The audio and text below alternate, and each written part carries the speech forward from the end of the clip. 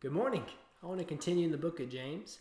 We're going to pick up in chapter 2 this morning. And to give you a little bit of a background to what we're about to read, James is talking about how we shouldn't discriminate or be divisive based on people's wealth or maybe their job or their socioeconomic status or their culture. He goes on to verse 8.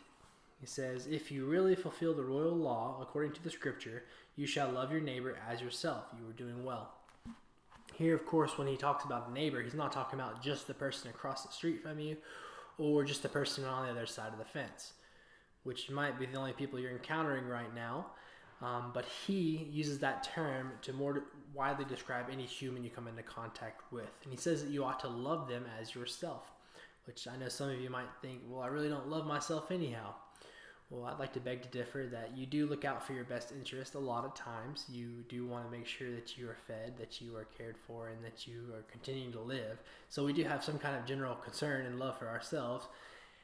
We need to reflect that same concern for other people. Make sure that other people are being clothed. Make sure other people are being fed and cared for. Same way that we want that nurturance for ourselves.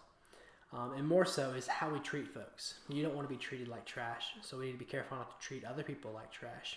Even if there's only one roll of toilet paper left and you and this old lady are racing for it in Walmart, try to be considerate, try to be kind, be loving. Even if you get there first, say some kind words to her at least, right?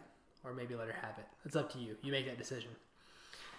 Well, I encourage you this morning to try to view others instead of strangers being strange or unknown people. Consider them being your neighbor and consider how you might treat them if they were your neighbor or your good friend or if even a brother or a sister.